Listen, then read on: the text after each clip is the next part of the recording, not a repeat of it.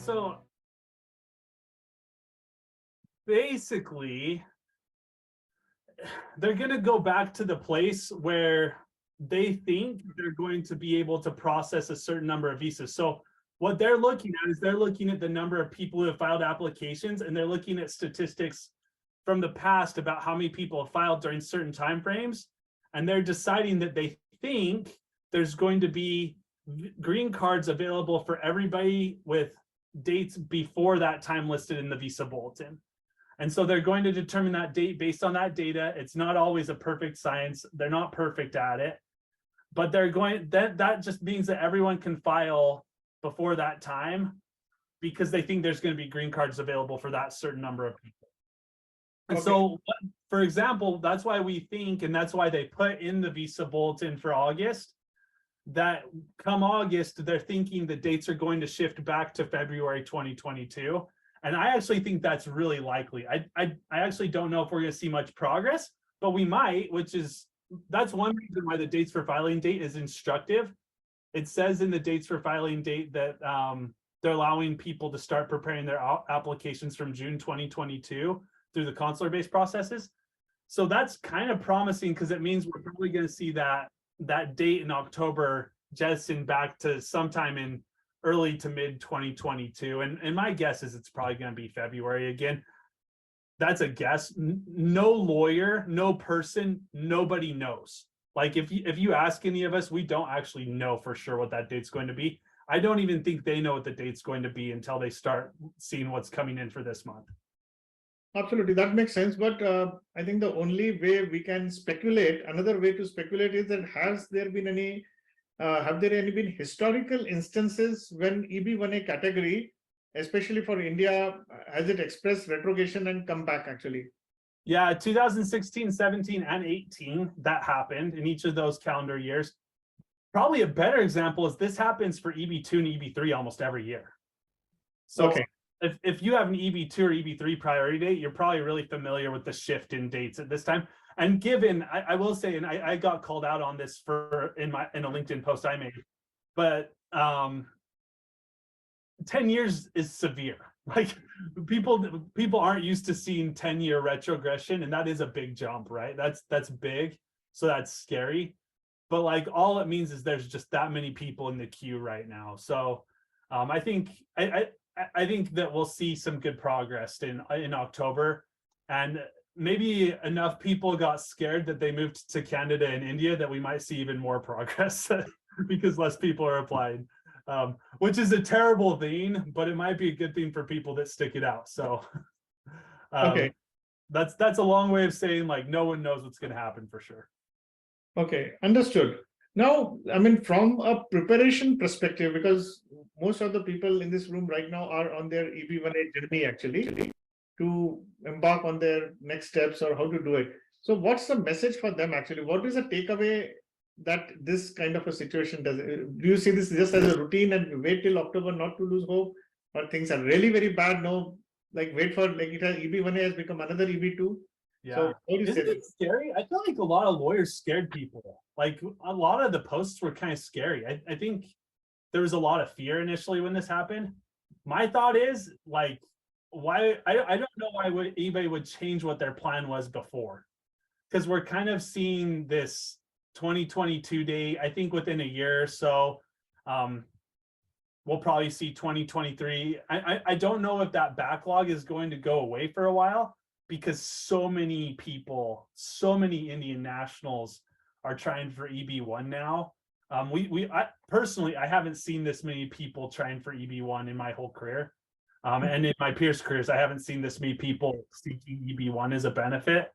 I don't know if the backlog is going to totally clear out. I don't know if we'll see it go current anytime soon, but like having it more than a year backlogged, I don't think we'll see much more than that. Like maybe 2 years. I just don't think personally it's going to get much farther behind than that. So the takeaway from that all should be keep moving forward with your EB1. If your plan is to be in the US long term, this is still going to be your best option unless you marry an American.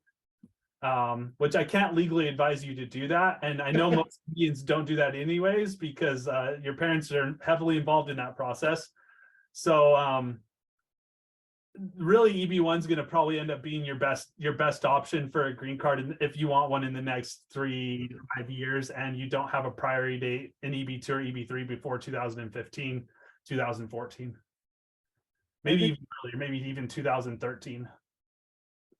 Okay, and you are saying that the reason for this retrogression has been that too many applicants or people. I think the visa bulletin speaks about it. You know, the biggest problem, Ranjeet, is Indians are too smart. Like I don't know why everyone born in India knows so much, but yeah, India, EB1 from Nepal, that's great if you were born in Nepal. You should just file an EB2 though, an EB2 national interest waiver. Whoever's question just popped up in the chat.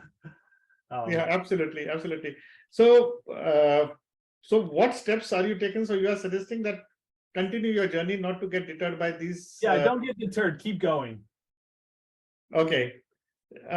Now, just from an academic perspective, could you explain the process of 485 and the consular processing and when one is qualified to do that actually?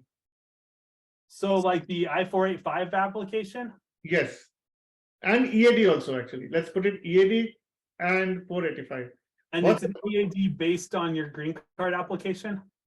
Yes, I think so. Because your I-140 is approved. So for example, if somebody applies today, gets a petition approved by premium processing in next 15 days. For EB1 and they don't have a priority date.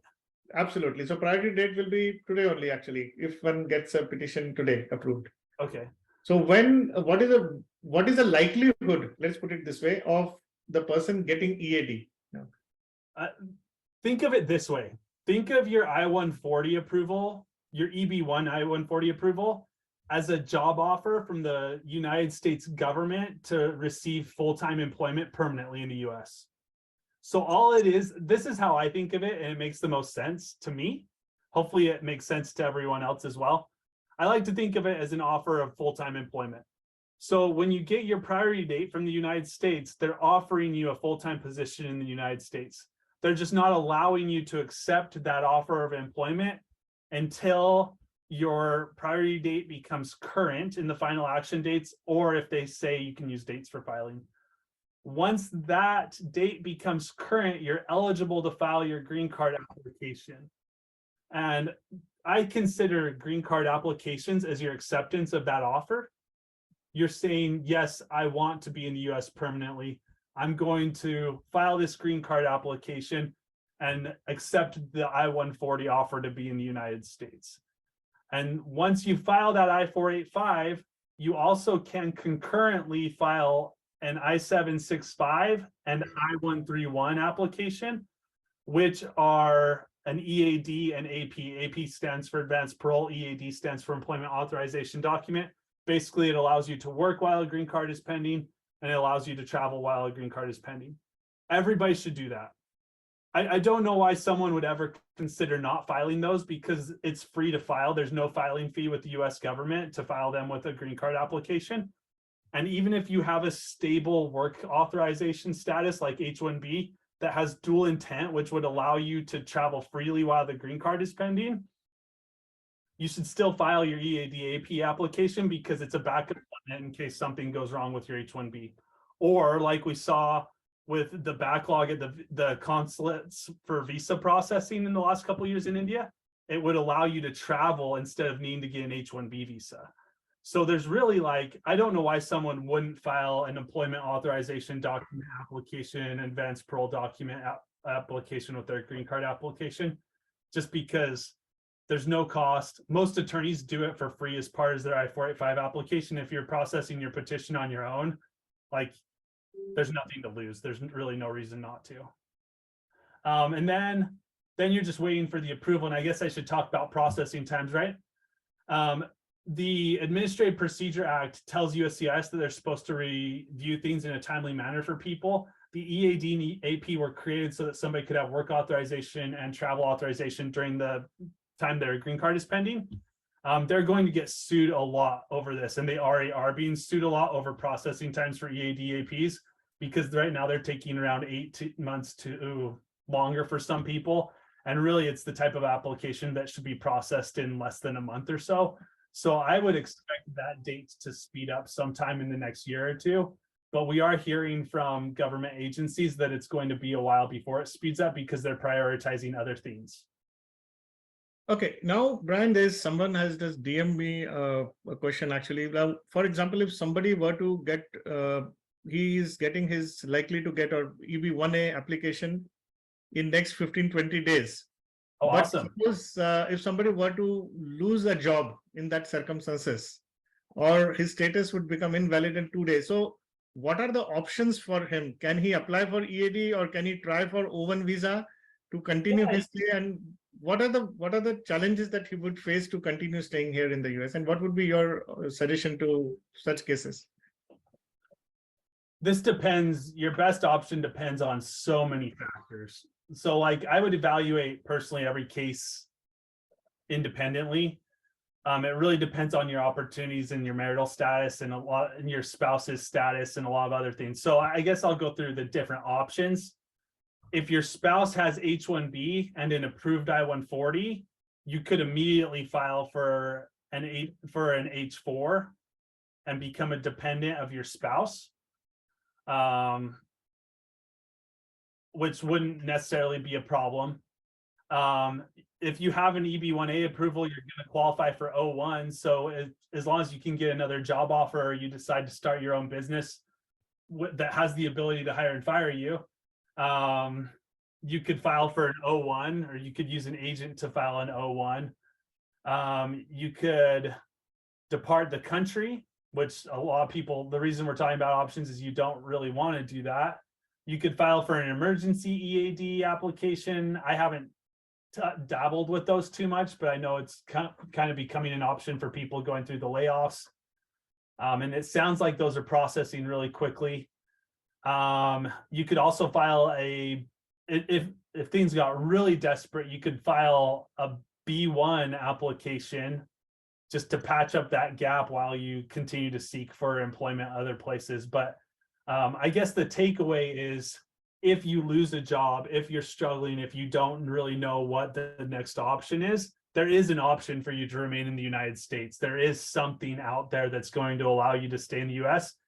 The problem is it might not be a work authorization option for the time being until you can secure employment somewhere else and extend your H-1B or go back to school or get an O1 or whatever else you need to do. So could you mentioned about emergency EAD. Now, what's that actually, and how does that work? That's recent. So they just developed the emergency EAD program, and I'm not super familiar with it, but I know that, like, just because I haven't done one yet. So I know generally about it. I read about it. I'm not an expert on it. So that's me saying, like, wrong person to go to for advice about it at this time. But I do know that if you've gone through the layoffs, that you can file for an emergency EAD and get work authorization that way if you're not finding employment somewhere else.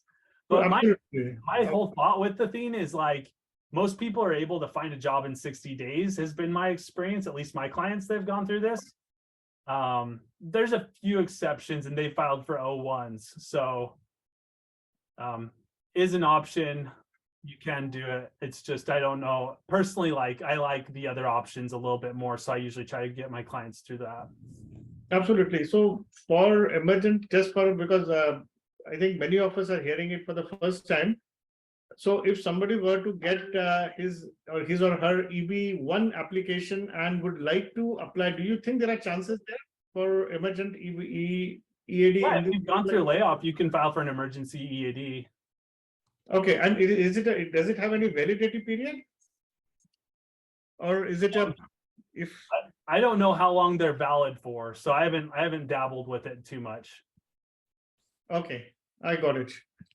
Now let me just, before I ask questions, let me ask someone. Gaurav, would you like to? You were the first one to raise your hand. Would you like to ask a question? Yeah.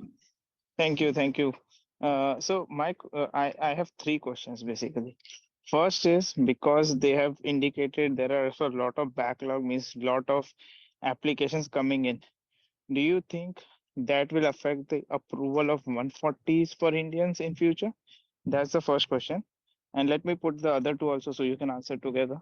The other question is, someone on L1A, they have specific time period, and after that they have to leave US. So for example, if someone has 2 years left, and if the 140 is approved and the date is not current before their L1A is expiring, and they have to leave US. So what is the situation in that case? There's the second, and a connecting question to that is it possible to get EAD and AP before applying for 485? I'll take the first one, the last one first. You can't get your EAD AP based on a green card filing without a green card pending. So the I-485 has to be filed for you to make those applications. You can file for them at the same time, but you cannot file an EAD AP application based on a green card application without the green card application being filed. Second question was L1A. So my first thought with an L1A is like, your employer should be filing an EB1C. Like, I don't know why they'd make you go down the EB1A path unless they're not willing to sponsor it, which hopefully they just are. If they were willing to file an L1 for you, I would assume that they're willing to file an EB1C application for you. That's not an option. That's why EB1A is the only option left. I don't know why an employer wouldn't do that. So like as an attorney, I would talk to your employer. Or hopefully your counsel's like, what are you doing to your people? We have done that. Yeah, that's a nightmare. Sorry about that. Most employers won't do that. And I'm not saying that's a bad, like they probably had a bad experience with immigration in the past, probably really good people. It's just, if you're willing to pay for someone to come over on L1, usually you're willing to cough up the fees for EB1C because it's such a high acceptance rate.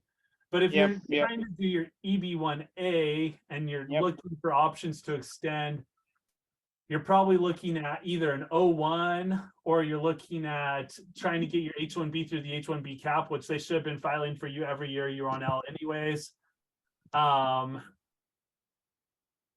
H1B, O1, you could do same day CPT through a university program, going back and getting a master's degree or getting a PhD, or you could try out, well, the emergency EADs, it's not really an emergency because you're just coming to the end of your time, right? Like you're L1. But if L1A is expiring and you are supposed to leave the country, would it not void your 140 as well? And then you, nothing happens to your I-140. Once you have an I-140 approval, you have it for life, unless it was withdrawn with. So like the one exception to that, if you have an employer sponsor an I-140 and they withdraw the I-140 before 180 days after its approval, then the I-140 is gone. If after 180 days, you have that I-140, you have that priority date for the rest of your life. So you could essentially, even if you leave US, like let's say, here's an interesting thing. Let's say you got an I-140 20 years ago with an employer in EB2, then you left the country for 20 years. 20 years later, that employer could sponsor you for a green card based on that I-140, as long as it wasn't withdrawn. In case of EB1A, where sponsor is not involved, would that be the case? Yeah, you don't lose it. If you have an EB1A approval in I-140 and you leave the country, the United States has offered you full-time employment in the United States permanently. They've offered that to you, and that's valid for your life. So, and you can apply for 485 even from outside US then. Yeah. Okay. It's a little bit longer process usually, but yeah, absolutely. Yeah. So Brian, the same situation, does it also happen for EB1C? If EB1C is sponsored by an employer, so as long as the employer is willing to sponsor your green card application when your priority date becomes current, then yes. But if the employer isn't willing to sponsor, then you kind of lose that benefit, right? So like in EB2, it can be ported from one employer to another, but EB1C does not mean porting, because today, if I've got EB1C approval, it is based on today's circumstances because I may have worked 1 year abroad in the preceding 3 years. So it doesn't have the same portability. It doesn't have the same portability that employer that filed the EB1C could do it. Absolutely. So the same rules, it will be like a fresh application then in that case. Because if the employer has changed, then it would definitely imply. Oh, right. Yeah, if the employer had changed, you would need a new sponsorship. You need to do something else. So at that point, you're probably doing either EB1A or hoping that you have a priority date from like 10 years ago, so you can file an EB2 NIW or something. Absolutely. So I get your point. Kinshuk. Yeah, Brian, so I just need one clarification around the EAD part. I know you mentioned it earlier. So if somebody files an I-485 and an I-765 and advance parole together, but their priority date is not current, could it be possible that their I-765 or EAD application is approved while they're still waiting for the priority date to be current? Super glad you asked this, because I should have just said it. Yes. This is a super good question. So like if the situation is your priority date became current, you filed a green card application, it's in the hopper, it's pending, you filed your I-765 and I-131, they won't approve your green card if it backlogs, right? So the green card's going to continue pending. Because you have a green card application pending, you're eligible for an I-765 and an I-131. They will process that application and they will grant you your EAD and your AP, regardless of the backlog. Got it. That's exactly what I wanted to know. Thank you so much. Yeah, no, that's if you've got your green card pending, that's great news for you. So, because that means you at least have that security. And I would stay on top of that. One of the issues I see people having in that situation is once it's about to expire, they'll forget to renew it. So just make sure you do have to renew it every time it expires. And they've been issuing them recently so that they have longer expiration dates, because they're terrible at processing things right now. But do make note of those dates on those documents, because the worst thing you could do is let something expire without renewing it. When you're in that period of time, you can renew. Got it. Thank you. Sorry, just to interrupt, one question from my side on this. What do you mean by green card application? Are you saying 485 application? Yeah, the 485. Yeah, okay. I call it three things. So I call it the I-485 green card application or the adjustment of status application. All three of those things mean the same thing. I'm doing exactly what the Department of State does in sending out different terms here that they really should just have one word for all of it, right? Yeah, thank you. Yep. Wonderful. Tejas. Hi, I just wanted some more clarification on the first answer from Brian. So if somebody has an EB1A I-140 approved, what all flexibilities or what all privileges does that person have? Like even though they are waiting for like 10 years for their priority date to become current, like they can enter and leave the country, they can change the employer until what end? So if I understand the question right, it's you have an I-140 approved. What's the benefit? Yeah, in other terms, yes. The answer is, for folks subject to a backlog, the only, in my opinion, the only benefit this is giving you is the ability to extend your H-1B beyond 6 years, which is a big benefit, because in 6 years, you're gonna, well, unless we have like a 15% acceptance rate in the H-1B cap again, but within 6 years, I would expect every single person on this call to get an H-1B. Or within 3 years, usually people are able to get on H-1B, and it really allows you the flexibility to extend beyond that time. I would imagine if we continue to see issues like we are, that Congress will do something. I should be knocking on wood because they don't do much. But if they do something with immigration, like a lot of people are talking, they will. If we saw a lot of issues with people having to depart the country because they're not able to secure work authorization, I think that they would either increase the number of people in the H-1B cap or increase the number of visas for Indian nationals. There's been a lot of bills actually introduced to fix some of these issues in the last couple of years. It's just they can't drum up enough partisan support to get them made into laws. So hopefully we see some kind of positive change in the next 5 or 6 years, but maybe I should run for office and just see if I can fix things that way. But Absolutely. So No, essentially, then I can like change for jobs and apply for renewed H1B. I won't like lose my I-140. no, okay. So this is the other thing to consider. So like if your I-140 is sponsored by your employer, you won't lose your priority date from your I-140, but your new employer will need to sponsor a new I-140 petition in order for you to get a green card based on I-140, or your old employer will have to sponsor your green card, which that's super rare. I've seen it happen once in my career, because you've left your employer, like you don't want to work for them, right? So they're going to have to go through the perm labor certification process again, or file an EB1B or file an EB1C or an EB1A for you, or you can self-petition.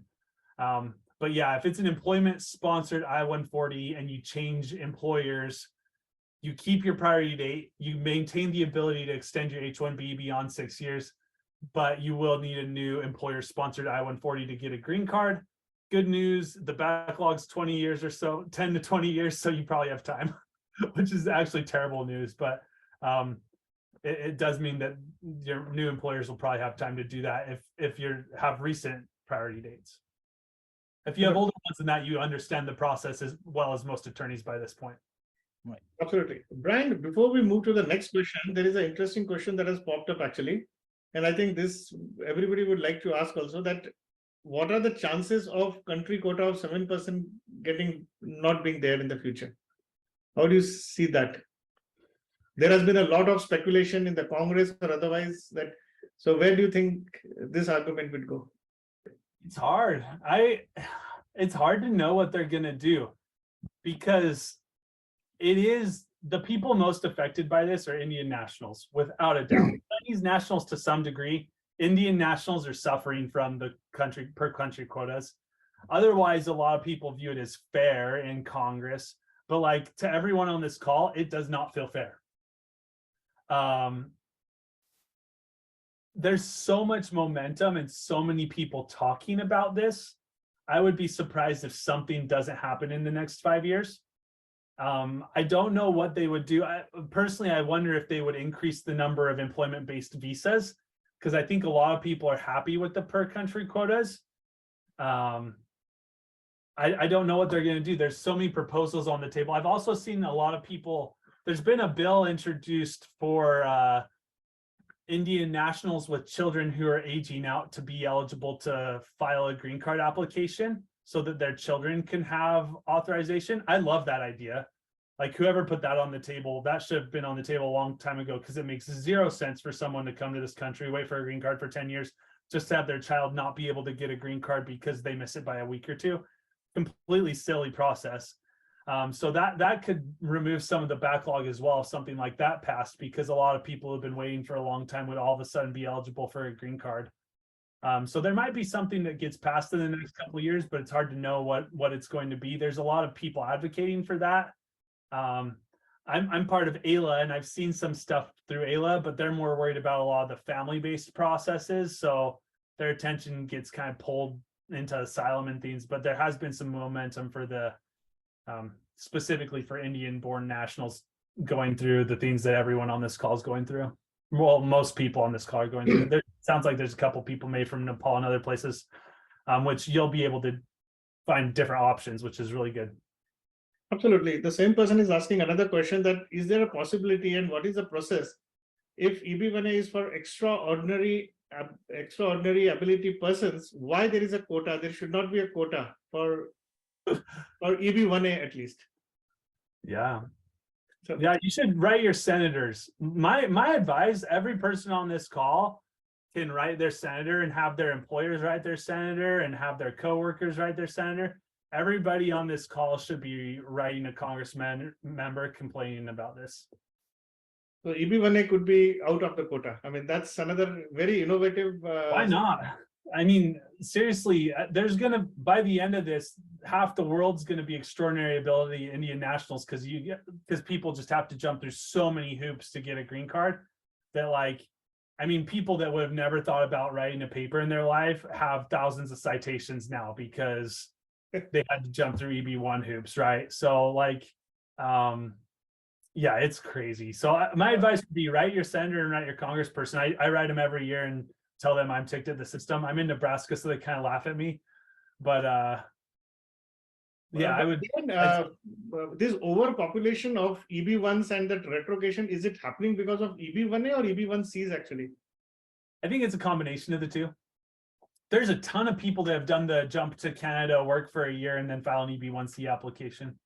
Absolutely. Because statistics, I think, show that EB1C has gone up more than EB1A actually. So, and yeah, EB1 for sure. are in the same category. It's EB1, so that's causing a lot of anxiety because of And that. it's a super easy petition. Like, it's very, like, in my opinion, it's so much easier to get an EB1C approved than an EB1A. So it's yeah, if that's an option, if your employer will let you work from Canada for a year, from India for a year, and you have that option, totally worth it. Which obviously you don't want to uproot your family and move for a year. Like, that's a complete nightmare, right? Like, I'm saying this as an attorney sitting in my basement that will never have to travel and move my home. Like, that's completely crazy to me, but it's an option and a lot of people have done it. Absolutely. So Arvind, you are next on the question. Yeah, hi. My question is more about the fingerprinting part of it. Now, if somebody has filed a 485, 131, and 765, will I have two set of fingerprinting done by USCIS for me, or it'll be like one for that goes for 485, and the same They're going goes to pull for you in again for your biometrics. So when you file your I-485, regardless of what they have on file, they're going to they will most likely, and they don't always, but almost always, you're going to get pulled in for you'll get an ASC appointment notice and have to go in for biometrics. But good news is I have heard recently, actually most of my clients are doing this. They get their appointment notice and they're just doing walk-in appointments. You can go before your date they schedule. okay. But yeah, But they're going to pull you in for fingerprinting. yeah, no, since I filed like two applications, one is 485, and other is the EAD and the AP. Oh yeah, both of they'll them. pull you in once for both applications. Okay. Since I've heard other cases as well saying that it'll be like two sets of fingerprint, that's why I asked the question. I have not seen that. All the I-485s I filed have got one notice that lists both processes. Okay. But I guess they could do it. That would be, if they did that, I would have your attorney or I would myself call USCIS and complain about that. Like, they should not need to have you do that. That's ridiculous. Okay. Last part is not a question, more of an observation. Now, since this retrogression has happened, we see the date of filing has gone. Sorry, date of filing still remains like in 2022, but that the final action date has gone back 10 years. Had the retrogression needs to stay here for a longer time, then the USCIS would have moved both those dates back. Now, since that's a good indicator for us to be positive about that, since the date of filing is still in 2022, they're gonna put it back soon, faster. Yeah. In October, it's going to jump back to 2022. When you say October, that means in September month when we get the October bulletin. Yep. I would be I could be wrong. Like, there's a chance there's a little bit of retrogression there, but I would be 90% sure we'll be looking at a 2022 priority date in October. There is a chance that's a 2021 date. I think it's going to be 2022. I actually think personally it's going to move forward a little bit. I don't think it'll be February. It could still be February. I think it's kind of a 50-50 chance of it staying February or moving up to March or April or something. But I think we'll probably see February 2022 or March 2022 or something in October. Absolutely. So, yeah, any question? Yes, Arvind? The last part was that since Brian mentioned that we can even go for a walk-in for a fingerprint before the date of appointment. So does that help to expedite the, let's say, EAD application if the green card is not current? Does it help going for a earlier appointment date like a walk-in and accept it? I don't think so. But okay. It just means you have a little more flexibility. Like if some people worry about missing their appointment for some reason, like let's say the day of your appointment, you get sick or something. People just like to be sure it's finished. So every one of my clients, I've told them they have that option. They've all done it because most people just want to get it over with. So I don't think it really does anything for your application though, personally. And after Okay, getting Arvind, I think we'll ask other people. There are a lot of guys, so just hang on for some time. So Sina, would you like to ask a question? Yeah, sure. Thank you. Brian, I had a question about like being on a program while also applying for EB1A. So say someone who's on their master's OPT right now and have a valid visa for a few more years, applies for their EB1A, and the EB1A is currently in either an approved state or it's pending with RFE, but would be maybe it's at a stage where it would be approved in a short while. And while this is happening, they end up going back to a PhD program and start their program. So, and they don't leave the country during this process. So eventually, if they do graduate with a PhD, what happens is once they have given their prelims, they can apply for an OPT, and that would be an OPT based on their PhD. So because the priority date is not current on an approved EB1A, would that hamper the process of getting an OPT if they have? Yeah. This is great. So F1 in the Field Adjudicators Manual for F1, it talks about this. It says that when they process your F1 visa or an OPT EAD based on your F1, they shouldn't consider approved I-140s as an expression of permanent intent for purposes of processing those visas. So, because again, remember earlier when I was talking about the I-140, how it's like, it's kind of like a job offer. That's how the US government's supposed to think of it as well. They're not supposed to think of it as you expressing your intent to remain permanently in the US. They're supposed to view it as you having the option to express your intent. Because just because someone has an employer-sponsored I-140 doesn't mean they want to file a green card. Yeah, this is really great to know, actually. Yeah. And I had a follow-up question with regard to this. If somebody who is on their F1 OPT, master's F1 OPT, decided to pursue their PhD while also working, and say both the school as well as the employer are in agreement. So at some point during their program, they'll have to transition from their F1 to their H1B if they would like to continue their work at their current organization. So do you think there is a chance that their H1B would be denied? No. Okay. And you could stay on H1B and do if you were working still, you could do school and be on H1B, or you could be on F1 CPT, F1 OPT, F1 STEM OPT and have a job and go to school at the same time. But would that be like a full-time job, or would that be more of a part-time job? Because I know there are restrictions about the amount. Oh, okay.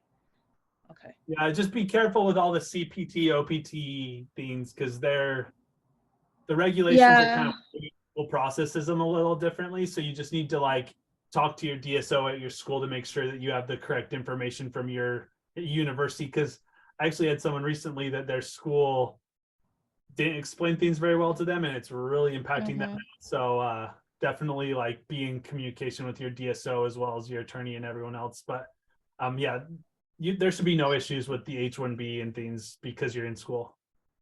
Okay. Thank you. Great. Kaushik. So Brian, I have a different question. So this is one of that EB1C. I know, I mean, you just mentioned briefly. So if you are on H1B here for 3 years and it's just 1 year and your company can send you to Canada on, I don't know what visa, but can you then come back after a year on the same H1B? Yeah. Or you can, right? It doesn't have to be L1 or other stuff. You can on H1. So there is a little bit of like, there are rules in place here. but yeah, as long as you have time remaining, as long as you still have time remaining on your H-1B or you have an approved I-140, you can extend that H-1B and come back on it later. So you could depart the US for a year. This is actually, I like this strategy. So because it preserves your H, and like H-1B, I know there's a lot of negativity out there about H-1B. For purposes of processing a green card, it's like the best visa to be on because of the intent rules. And I know there's some limitations with like starting your own job and or own company and things that entrepreneurs don't like about it as much. But as far as like getting your green card, H-1B is great. So like scenario, you depart the US for a year, you get eligible for EB1C, you come back on your H-1B, you can do that. And you also are eligible for an EB1C. That's great. Like that's a good option. But I really, it sucks that people have to uproot to do that, but I know that it's an option. It's something you can do, and a lot of people are doing it, and mostly to Canada, because Canada is so easy to get employment authorization, and they love extraordinary people. Americans do too. Our laws just are stupid. So that makes sense. Yeah, thank you. Yes, Ram, you have a question? Yes. Hey, thank you for organizing this. Brian, I had a quick question again on EB1C. I came to know that so not only people managers, but also the concept of functional managers, if you're a tech lead or if you're generally overseeing a function, but not in a people management capacity, but in an individual capacity, can also apply for EB1C. Based on what you've observed, have you generally seen significant, like RFEs or success rate drops for EB1C based on the functional manager role? More than EB1C that are like a more traditional manager, but yeah, the functional managers I don't see too many issues with. Especially the issues for most functional managers happen at the L1B stage, and that's where they pick up their RFEs or their denials more often. There's really high levels of scrutiny in the L1B range, but a lot of law firms are actually really good at processing the EB1Cs and the L1Bs. So like I used to work for a huge law firm in New York, and I worked on a team that filed hundreds every month, hundreds L1A, L1B, L1 whatever, L1A, L1B, and then EB1C applications. Hardly ever saw pushback. So as long as like the attorneys have a good process and it's a legit role and you're actually managing a function and it's like really clear that you're doing that, should be fine. Okay, thank you. Thanks. Now there's another question here, Brian, that can somebody's, just a second, let me just pull up that question. There are too many questions here. But if somebody's spouse from India has EB2, can it be ported to EB1A actually for the priority date purposes? I think I understand. So the question is like person A wants to file an EB1A application. They're married to person B who has an EB2 priority date. Can they use person B's priority date in person A? What? Yeah, just I think, yeah, no, sorry. I think the answer is no. Like you can't use your spouse's priority date for your application, but they could use it to do an EB1A. And then they could sponsor you for a dependent-based green card application, which will count against the backlog. So that's another thing that people that pushes the backlog, right? Every time someone has like 3 or 4 dependents, that counts towards the visa backlog as well. But that we want people to get their spouses a green card too. So absolutely, but this works in inter-country, am I right? Right. Inter-country this works, but same country it does not work. Right. Okay. Now there is another question here. Now same spouse cannot be done. What about EBW? And I think there are, you may like to look at the questions given in the chat. Yeah, I think I caught one of them earlier. I can look real quick. Now these are very generic questions. If I have a book published in Nepal, I am eligible. Am I eligible for EB1A? I think this is not the forum where we can answer this question, but answer straightforward, it's very difficult to respond actually. Just on one book, one country, eligibility cannot be established. There are a lot of parameters that go into it. Yeah, and sometimes books don't even work, right? So it really depends depends on, there's a lot of things that go into that. Absolutely. So we are just trying to be responsive to as many questions as possible. And some of you have DM'd me, some of you are DMing Brian also. How much weightage for PhD degree from India for EB1A? I mean, I always mention actually in the program also that EB1A is not about your degrees or qualifications. It's about your expertise. So degree won't matter actually per se. And I think someone has responded. Arvind has responded. Yeah, Arvind's right on, right? PhD helps because you've been able to publish in things, but there's plenty of master's applicants who get EB1A. Absolutely. Now, if an EB1B application is filed by an employer under normal processing, can an outside attorney, what do you mean by employer has done it, can an outside attorney file a supplemental application to change it to priority processing? I'm not able to, do you get this question? I don't know why you would have an attorney file that premium processing application. You can just do it on your own. Absolutely. The I-907 is super easy to fill out, and USCIS doesn't care. It's the only form USCIS does not care about mistakes on because they want your $2,500. So, yeah. So there is another question. Can you highlight options available for someone at the end of 1 year of H1B and waiting for I-140 approval? Oh, that's so hard. I think you took this question, I guess. What I would suggest is you can either apply for an emergency EAD. What I tell people, you want to preserve your H. You want to preserve your H1B. Like you're at the end of your 6 years, preserve your H1B. I had a guy in this exact situation like 3 years ago. A week before his H1B expired, before he hit his 6-year visa max, I had him fly home to India, where he waited until his EB2 was approved, and then he filed for an H1B consular process, got his H1B visa abroad, and came back into the country. And that was the right option for him. Like it meant he had to work remotely for a while from India, but like it means that he can extend his H1B beyond 6 years. So it was totally worth preserving that H. So I would suggest preserving your H1B. If you absolutely have to, there's options to do that. If you have a spouse on H1B, you can switch to H4 EAD, especially a good option if they're extending their H1B anyways, because USCIS is now processing H4 and EAD applications filed at the same time as an H1B extension concurrently. So they will, if your spouse is paying for premium processing on an H1B, and your H4 EAD application is attached to it, they will process that within 15 days.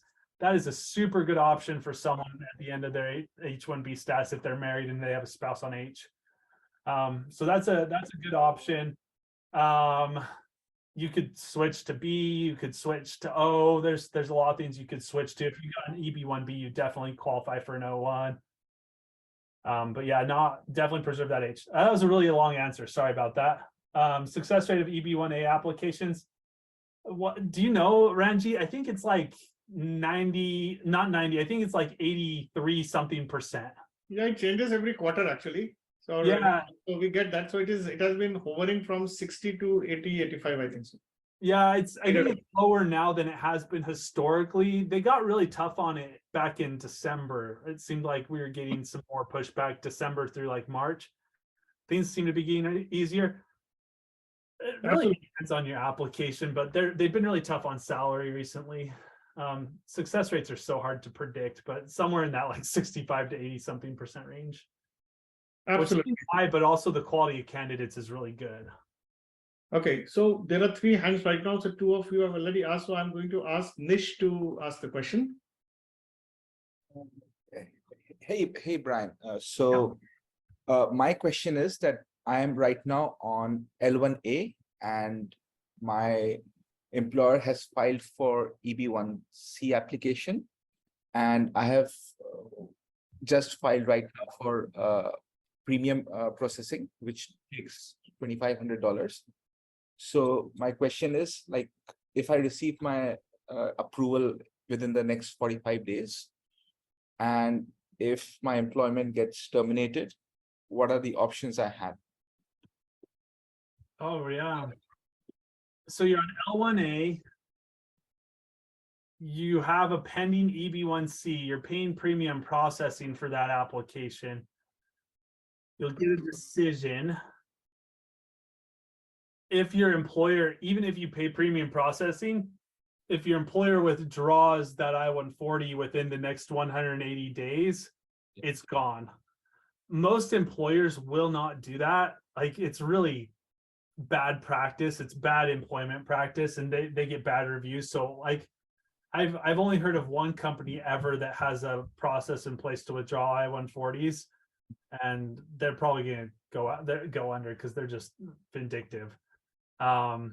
I would be really shocked if they did. So you'll still have the priority date from the EB1, but you're going to have to search for a different non-immigrant visa option. So you'll probably want to look into the H-1B cap, going back and getting a PhD or master's, doing same-day CPT, getting an O1 visa, or getting on a dependent non-immigrant visa or something like that. So Brian, in this particular case, we discussed this earlier that in case of EB1C, if the employer were to change, again, they will have to refile the whole application, but the conditions for the EB1C may not be fulfilled during the next application because. Right. Yeah, no, you're going to have to get a different type of I-140.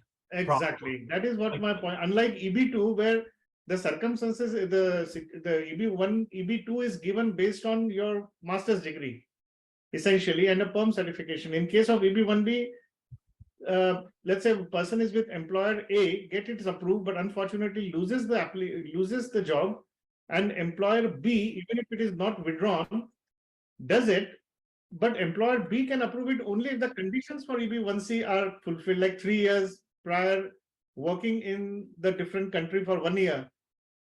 But the only thing what can happen is, again, he may have to, for the employer B, he may have to serve in a different country for 1 year. And he may port the priority date. Am I right? Is this understanding correct, Brian?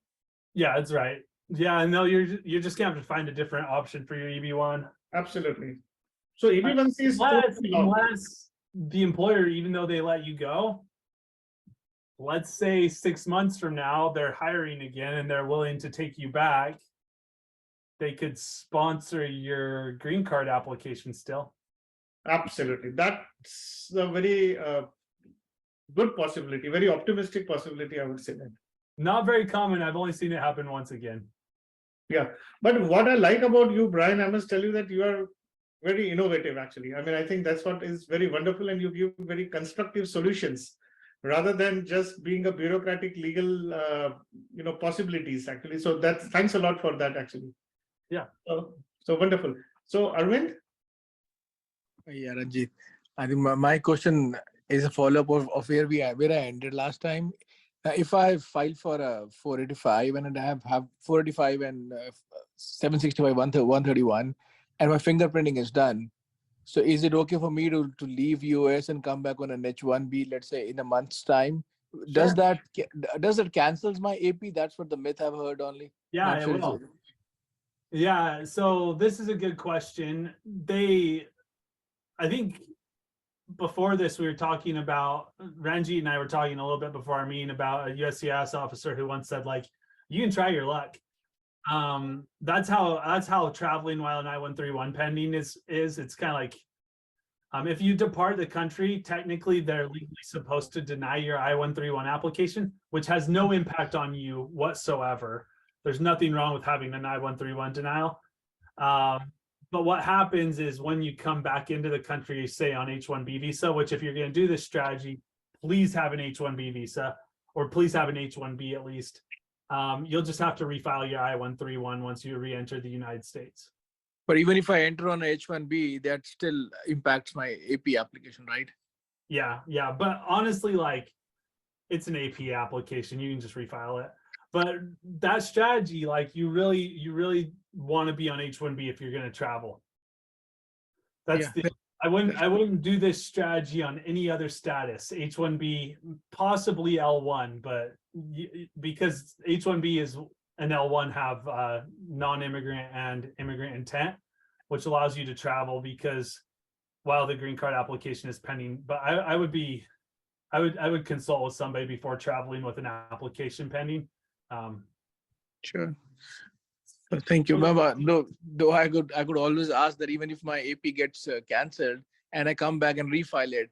So that means basically I'm adding a bit more time to my AP approval then. Otherwise, it might have come earlier. It'll just move back in the queue. Right. Right. So, yeah, got it, man. Thank you. Thank you. So Brian, before we close out the session, the last question that is, I think, in everybody's minds that you spoke about this retrogression happening in 2016, 17, 18. At times it has been current also, again, bounced back as current. So what's your speculation for priority date for EB1A to become current actually? I don't know. This is who knows? Like the talking heads, every attorney, every one of us could speculate, and there's some attorneys that are actually pretty good, but it's kind of like talking to the weatherman. Like we'll make a guess, but like it's probably going to rain, even though we say it's going to be sunny. It will become current again, I think. I think it's going to be a couple of years at least. They're going to have to do something to clear out the backlog, or enough people are going to have to depart the US or use this option for the backlog to clear out. I think it's going to be, I think we're in for a backlog for a couple of years at least. And my guess would be 2, I don't know, maybe less, maybe more, but I think it will clear out eventually, just because the people seeking EB1A are mostly people who have been here for a while, who are fed up with the system, who have established EB2 priority dates. What that's going to do, the long-term impact, and it might be a long-term impact, it might be 20 years or so, that'll clear out the EB2 queue as well a little bit. That'll clear out the EB3 queue out a little bit. So those might become more viable options in the future again. So like, I think we're going to see a number of things happen, but I think the backlog is around for a little while at least. I think we'll see it for a couple of years. But again, I don't think it's going to be more than a year or two, which is why I think what we talked about earlier of continuing to pursue this as an option for a green card is a good option, because it's probably your only option if you're Indian born and you want a green card in the next 5 years instead of the next 20 or 10. Absolutely. I think that's a wonderful take, because EB1A is still the best option, and the journey of it, the pursuance of it actually takes the best out of you actually in the whole process. That's what I like to put it. It's transformational. It helps you to do it. Yes, if you have any other option, we should definitely exploit it. But this, I think, whatever has happened this August 2023 bulletin, this should not deter us. That's the only thing. If you are on your EB1A path, pursue it actually. So that's the take from all this today's discussion, guys. And thank you very much for very active participation. And Brian, as always, it has been wonderful to have you, known you. And thank you very much for all the support. Yeah. Thanks, Ranjeet. It's good talking to everybody. And someone did say in the thing they wanted me to leave my information. I didn't. But if you want to get in contact, like I have a website. It's called Lisonbee Immigration Law. Absolutely. And if you look at the post that is being mentioned for this particular, this session, the brand's website is also mentioned there. I mean, not website, the LinkedIn is there. You can just contact him anytime. You're always welcome. Yeah. Thank you very much, friends, and have a wonderful day. Bye. Thanks, Ranjeet. Thank you, Brian. Bye. I'm going to leave too. Okay, bye-bye.